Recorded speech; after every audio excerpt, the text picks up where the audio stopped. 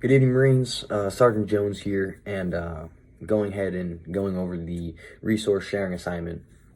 So today I'm going to be talking about my question. I'm just going to go ahead and hit it real quick. So my question is, as a mentor, we are required to set the example for our subordinates, and what leadership traits do you try to emulate day in and day out, and why?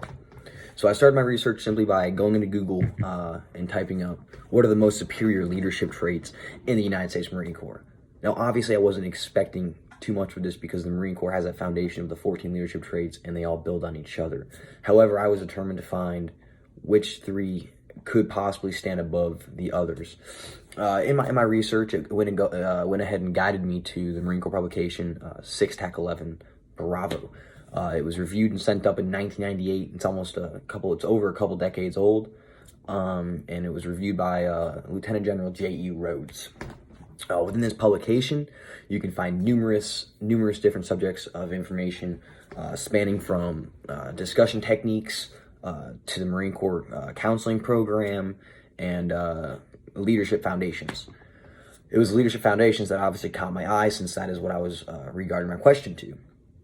And that's what I wanted to go ahead and indulge myself in. So within the leadership foundations, there was several subsections, and leadership traits was in there as well. So after I found the leadership traits per the Marine Corps publication, I went ahead and analyzed and picked which three I felt stood above the others, and set out to make you a better mentor and a better leader. With that being said, I chose integrity, dependability, and unselfishness. So talking about integrity real quick. So growing up, my father pounded integrity into my head, and it was something easy for me to understand because I grew up with that, do the right thing when no one is looking. But it's also the foundation of a mentor and a coach to your junior Marines. There's a quote in the publication that says, "A Marine's word is his or her bond." Now, without integrity, you're nothing. No one can trust you. How can anyone expect you to get anything done? How can your Marines trust you if you were to take them into a combat situation, or in my instance, we'll just go with combat situation. How can anyone trust you that you're going to get them out alive as a leader and a coach? In every aspect of life, being dishonest will get you absolutely nowhere. If you're able to prove to your Marines that you have the utmost integrity at all times, they're going to be able to begin to trust you, be able to come out with things. When you're going over those counseling sessions with them, they're going to be able to go ahead and come out and be front up with you, instead of knowing that you're just going to turn on them because you don't have any integrity. Now, the second trait I'm going to be talking about is dependability. So this trait is weird because a lot of times it gets misperceived in the Marine Corps. So dependability goes both ways, right? You have dependability between yourself and that leader, and you have and your superior, and you have dependability as the leader to your subordinates or your junior Marines. Now, dependability towards your junior Marines is what I'm going to be talking about today. So we have to allow our Marines, and it's something that we do not do that often because we're skeptical that they're going to go ahead and mess something up, and then it's going to be us that gets in trouble for it. But we have to allow our Marines the opportunity. We have to depend on our Marines to be able to get the task done that is at hand. And once we allow them and we're dependent on them to get that task done, there'll be that much higher level of trust within our junior Marines, and it will just lead for a much higher level of esprit de corps within our individual units.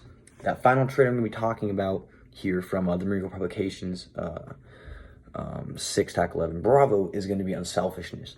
Now, there's numerous examples of unselfishness throughout the Marine Corps. NCOs eat last, the junior Marines eat first, and if I have water, he doesn't have water, I'm going to give him my water, So unselfishness is that area, or is that term where you give up something that makes you comfortable to someone else, that even if it makes you uncomfortable. Like, it is what it is, And it's something that personally I feel is not something that is taught to those junior Marines that are getting ready to get promoted to corporal. So they get promoted to corporal, and it's all about themselves. It's all about me. As a leader and as a coach, as a mentor, we have to be able to set anything that is about us aside and be able to look out for our Marines. Once we're able to get past that me mindset, we can start focusing on our Marines. Our Marines will recognize that, and the relationship between mentor and mentee will just absolutely skyrocket. Again, with all that being said, I would again, with all that information being said, if you haven't already, I would highly recommend that you go over to the Marine Corps publication 6 TAC 11 Bravo and check it out for yourself. There's plenty of information there pertinent to the task at hand regarding leadership and many other things. So if you haven't already, go ahead and check that out. I definitely would highly recommend that. Again, thank you for watching.